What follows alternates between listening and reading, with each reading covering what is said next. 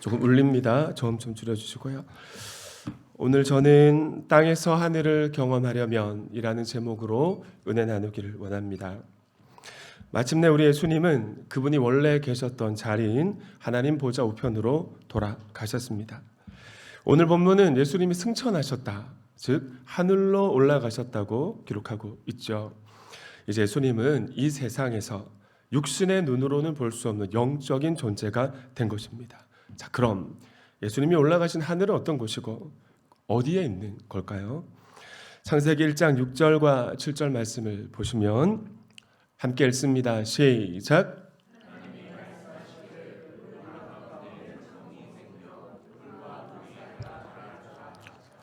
하나님이 이처럼 창공을 만드시고서 물을 창공 아래에 있는 물과 창공 위에 있는 물로 나누시니 그대로 되었다.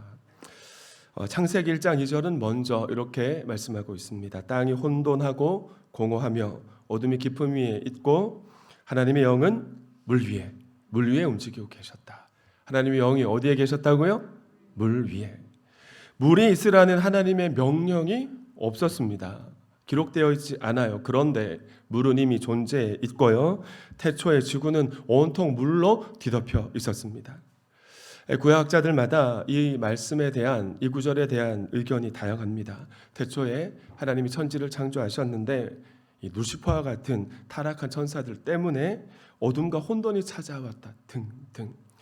그러나 성경이 기록하고 있지 않는 부분은 추측하지 않는 것이 좋죠.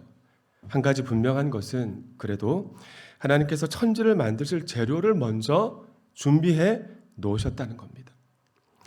우리말 성경은 창세기 1장 2절을 물로 번역하고 있지만 히브리어 원문 성경을 보시면 마임이라는 단어를 사용하고 있습니다. 마임은 복수형 명사예요. 물들이라는 뜻을 가지고 있습니다. 하나님은 지구를 둘러싸고 있는 물들, 윗물과 아랫물을 가르셨습니다. 가르고 나니 가운데 공간이 생기죠. 개역개정 성경은 이 공간을 궁창이라고 번역하고 있고 새번역 성경은 창공으로 번역하고 있는데요. 다음날 하나님은 이 창공, 궁창, 이 하늘 아래에 있는 아랫물을 한 곳으로 이렇게 모으시곤 이제 드러난 묻을 땅이라고 부르셨습니다. 우리는 어떻게 생각하냐면 창공 또는 궁창을 하늘이라고 생각합니다. 그리고 드러난 묻은 땅이라고 생각하죠. 이게 일반적입니다. 그러나 성경이 말씀하는 하늘과 땅은 우리의 생각과는 다릅니다. 땅은요, 시간과 공간 그리고 물질을 포함하는 우주 전체를 의미하고요. 피조세계. 하늘은 눈에 보이지 않는 초월 세계를 의미합니다. 즉 영적인 세계가 바로 성경이 말씀하는 하늘인 것이에요.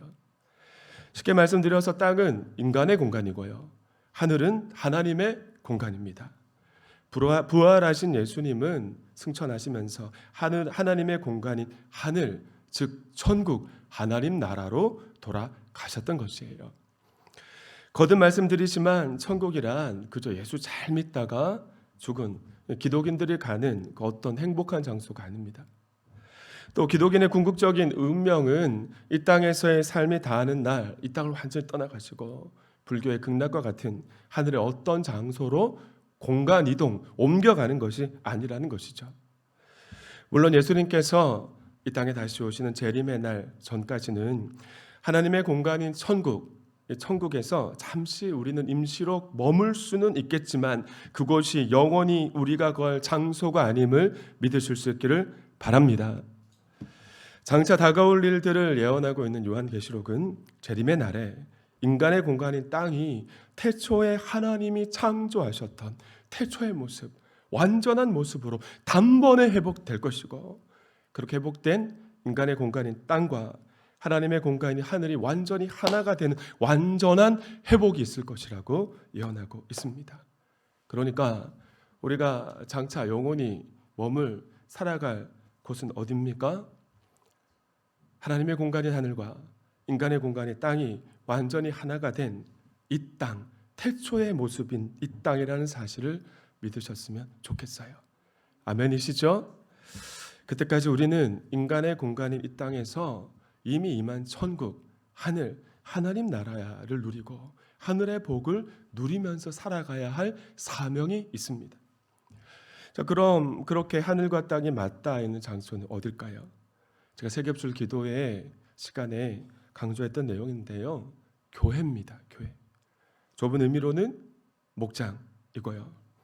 넓은 의미로는 하나님의 시선을 의식하면서 우리 기독인들이 하나님을 왕으로 모시면서 살아가는, 하나님 백성답게 살아가는 그 모든 곳이 바로 천국이고 하늘이고, 하늘과 땅이 맞닿아서 하늘의 복을 누리는 장소인 것이죠. 만약 이 시간 우리가 하나님의 시선을 의식하면서 이 스마트폰을 보고 있거나 머릿속으로 뭔가 잡생각을 하지 않고요, 예배 가운데 임재하신 하나님만 갈망할 때 지금 이곳은 하나님의 공간인 하늘, 천국이 될 줄 믿습니다. 아멘이십니까? 의외로 큰 교회 가면 예배 시간에 스마트폰을 보고 있는 목회자들이 꽤 많이 있습니다. 성도님들로부터 은혜가 안 된다는 피드백을 받을 때가 있거든요. 여러분, 이 목회자들이 왜 그런 행동을 할까요? 앞에 설교자가 설교를 하고 있는데 스마트폰 보면서 딴짓하고 다른 거 검색하고, 사모하는 마음이 없으니까요. 이 자리에 임재하신 성령님이 보고 계시고 함께하고 계시다는 사실은 머리는 알고 있는데 삶으로 증명하지 못하기 때문에 그렇습니다. 그러니까 예배 시간에 제일 은혜 못 받는 사람이 그런 목회자들인 것이죠. 그렇게 예배가 마쳐지고 나면 그런 목회자들은 자기들끼리 막 또 토론합니다. 설교 가운데 이 부분은 이래서 동의가 안 되고 저 부분은 이런 관점이 더 맞지 않느냐는 그런 교만만 잔뜩 늘어놓죠.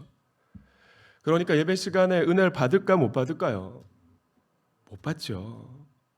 목회자가 하나님 나라를 예배 가운데 경험함으로 생명력을 공급받지 못했는데 그들이 아무리 열심히 사역을 한 듯 하나님 나라의 생명이 흘러갈 수 있겠습니까? 열매는 없는 것입니다. 목자 목녀는 목장 모임을 기대하는 마음으로 준비하고, 목원들은 목장을 사랑하는 마음을 가지고 목장 모임에 참석할 때 그날 그 목장 모임은 하나님의 나라가 됩니다. 아멘이십니까? 연합교회 사역도 마찬가지예요. 해야 하니까 섬기고, 직분을 맡았으니까 섬기고, 체면 때문에 섬기는 자리는 생명력이 없어요. 하늘과 땅이 맞닿은 자리가 아니라 그저 인간의 땅일 뿐인 것입니다. 그러니까 사역을 해도 기쁨이 없고 생명을 공급받지 못한, 하면 할수록 지쳐가게 되는 것이죠. 물론 기대감 없이 무기력한 모습으로 예배에 참석했다가 마치 비타민을 한 방 빡 수혈 맞은 것처럼 정신이 번쩍 드는 뜻밖의 은혜를 경험할 때도 있습니다. 여러분, 그런 경험 해보셨습니까? 몸이 피곤해요, 지쳤어요, 그냥 예배 가야지 하고 나왔는데 말씀 듣다가 찬양하다가 막 은혜가 밀려와서 갑자기 힘이 막 불끈 솟는 그런 은혜를 경험해 보셨냔 말입니다. 아멘 하시는 분이 계셨는데요, 그런 은혜를 경험할 때도 있죠. 그러나 그런 은혜가 있을 수 있었던 것은 누군가는 하나님을 경외하는 마음으로 예배를 준비하고 예배를 위해 기도하고 예배를 섬겼기 때문에 그런 은혜를 누릴 수가 있었던 것입니다. 지친 모습으로 목장에 참석했는데 목원들과 함께 한 주간의 감사 나눔을 하고 서로 위로하고 격려하는 가운데 힘이 불끈 솟고 돌아갈 때 하늘의 기쁨을 가득 안고 돌아갈 수 있는 경우도 있습니다마는, 누군가는 그 목장 모임을 위해 기도했고, 목자 목녀는 목원들을 사랑하는 마음을 가지고 목장 모임을 준비했기 때문에 모임 가운데 성령님께서 그런 은혜를 부어 주신 것입니다. 저는 오늘 수요 성령 집회에 참석하신 모든 성도님들이 여러분이 서 있는 모든 땅에서 이 땅에 이미 임한 하늘, 천국 하나님 나라를 누릴 수 있기를 축원합니다. 하지만 오늘 본문의 상황, 오늘 본문 속 상황에서는, 그리고 이전 앞에서도 제자들만 하늘, 천국 하나님 나라를 경험할 수 있었습니다. 그 이유가 뭘까요? 제자들만 예수님과 사랑의 관계를 맺을 수 있었기 때문에 그렇습니다. 예수님으로부터 하나님 나라의 생명을 공급받아야 그 능력을 가지고 땅끝까지 가서 예수님이 부탁하신 과업, 영혼 구원하여 제자 삼는 사명을 감당할 수가 있는데, 이제 예수님은 제자들 곁에 계시지 않아요. 그분이 원래 계셨던 곳으로 돌아가셨으니까. 그래서 제자들은 예수님이 약속하신 성령님을 기다려야 했습니다. 제자들은 그러나 과거와 다른 모습이 되어 있었는데 상황 앞에 두려워서 떨거나 절망하지 않아요. 왜냐하면 예수님이 약속하신 성령님이 이 땅에 오실 것을 굳게 믿었기 때문입니다. 예수님이 하신 말씀을 나의 말씀으로 받아들였다는 것이죠. 그렇게 할 수 있었던 것은 부활하신 예수님을 그들은 직접 눈으로 보았고요, 손으로 만졌기 때문입니다. 40일 동안 예수님에게 하나님 나라에 대한 특별 교육을 받았기 때문인데, 이런 삶을 살아가는 것이 하나님을 경험하는 삶이라는 것이죠. 이렇게 하나님 나라를 경험하는 삶을 살아가려면 여러분 중요한 것은요, 내가 기존에 가지고 있었던 선의의 인식의 틀, 고정관념을 깨는 관점의 전환이 반드시 필요합니다. 내 마음이 유연해져야 돼요. 저는 부활하신 예수님으로부터 제자들이 무슨 특별한 교육을 받았다고 생각하지 않습니다. 부활하신 예수님은 40일 동안 제자들에게 이미 가르치셨던 말씀을 다시 한번 반복하시면서 가르치셨을 것이에요. 하지만 제자들이 예수님의 말씀을 이번에는 나의 말씀으로 받아들일 수 있었던 것은 예수님의 실체, 이 부활하신 예수님을 보고 만지고 경험하고 나니까 그들의 마음이 유연해졌던 것입니다. 철옹성만 같았던 유대교 신앙이라는 인식의 틀을 깨고 나니까 하나님 나라에 대한 예수님의 가르침이 믿어졌어요. 이해가 되기 시작하는 겁니다. 게다가 하나님은 예수님의 가르침이 맞다는 도장이라도 찍어주시듯이 하늘로 올라가시는 예수님을 멍하니 계속 바라보고 있는 제자들에게 천사 2명을 보내셔서 이런 약속을 하셨습니다. 갈릴리 사람들아, 어찌하여 하늘을 쳐다보고 서 있느냐? 너희를 떠나서 하늘로 올라가신 이 예수는 하늘로 올라가시는 것을 너희가 본 그대로 어떻게 하실 것입니까? 그대로 오실 것이다. 그림 이미지를 그냥 한방 빵 도장 찍듯이 제자들의 심령 가운데 심어 주셨던 것입니다. 제자들은 황홀경에 빠졌겠지요. 이제 사랑하는 예수님과 함께 하지 못한다는 아쉬움이 그들에게 있었을 것이고, 예수님이 부탁하신 과업을 이루어서 사랑하는 예수님의 제 이름을 앞당기자는 결단을 하면서 예루살렘으로 돌아왔을 것입니다. 13절 말씀을 보시면 예루살렘으로 돌아온 제자들은 예수님과 함께 늘 모였던 다락방으로 올라갔는데, 그럼 이들이 뭐 하려고 왜 다락방으로 올라간 것일까요? 14절 말씀을 여러분 함께 읽어주십니다. 시작.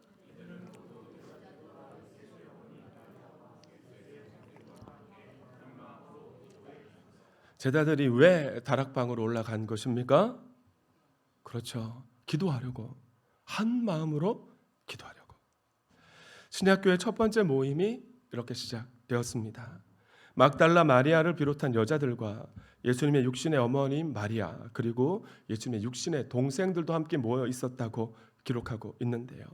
누가복음 23장은 십자가를 지신 예수님이 골고다를 향해 힘겨운 발걸음을 옮기실 때 제자들은 대부분 다 도망갔지만 상당수 여인들이 가슴을 치고 슬피 울며 따라갔다고 증언하고 있습니다. 갈릴리에서 온 여인들은 예수님이 무덤에 장사될 때까지 자리를 지켰다고 기록하고 있는데, 그렇다면 이 여인들은 어떤 여인 누굽니까? 갈릴리에서 예루살렘까지 예수님을 쫓아왔던, 삶도 내려놓고 생업도 포기하고 따라온 예수님의 진짜 제자였던 것이에요. 할렐루야. 여인들이 예수님을 따라온 이유는 크게 2가지입니다. 하나는 예수님을 경제적으로 돕기 위해서였어요. 예수님은 정말 아무것도 없었거든요. 심지어 예수님을 따르는 제자들까지 있었으니 여인들은 고민이 많았을 것입니다. 이리저리 돈도 거두고 여러 가지 묘안을 짜서 지금까지 예수님과 제자들을 부양해 왔던 것이에요. 또 한 가지 이유는 예루살렘을 향한 예수님의 걸음이 마지막이라고 느껴졌기 때문입니다. 만약 12 제자들처럼 호황된 꿈에 빠져서 예수님과 동상이몽하지 않고 예수님을 진심으로 사랑하고 예수님 곁에서 예수님의 말씀을 배우면서 예수님의 감정선을 고스란히 느낀 사람들은 눈치챘지 않겠습니까? 예수님과 함께 함께할 날이 이제 얼마 남지 않았다는 사실을 눈치채지 않았겠어요, 여러분? 예수님이 얼마나 마음을 담아 그 감정을 담아 마지막 하나하나 가르침을 제자들에게 하셨겠습니까? 남자의 마음에는 여러 개의 방이 있다고들 하죠. 방이 여러 개여서 절대로 가정을 버리지 않고 여러 방에 다른 것들은 넣어둘 수 있으니까. 여자의 마음에는 방이 딱 하나랍니다. 그래서 누군가 사랑하는 사람이 그 방에 들어오면 단단히 잠근다고 해요. 그래서 여자가 바람나면 가정도 버릴 수 있다고들 하는데, 남자는 이성적이고 여자는 감정적이라고 말하지 않습니까? 그런데 여인들이 예수님을 하나뿐인 마음의 방에 모셨으니 여러분, 그 여인들의 삶이 어떤 모습이었을까요? 어쩌면 그래서 다락방에 모인 무리가 한 마음으로 여인들 때문에 기도할 수 있었고, 이들이 모인 기도회가 정말 뜨거웠을 것 같아요. 사실 여러분의 목장, 우리 교회에도 보면 정말 주님을 뜨겁게 사랑하는 여인들이 있는 목장과 또 연합교회 각 기관은요, 그 분위기가 다릅니다. 하나님을 향한 시선을 고정하게 하는 권면이 있고요, 또 하나님을 향한 기도가 있기 때문에 정말 하나님 나라를 경험하는 그런 축복의 통로로 여인들이 사용되고 있음을 우리 교회뿐만이 아니라 한국교회 곳곳에서도 우리는 발견할 수 있지 않습니까? 오늘 밤 우리 기도가 이들의 기도와 같기를 소망합니다. 그랬더니 15절 말씀을 함께 읽어주십니다. 시작.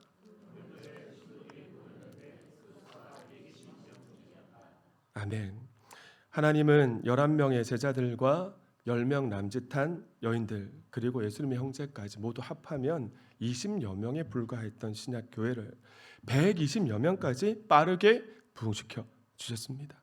어떻게 했더니? 한 마음으로 기도했더니, 주님을 사랑했더니.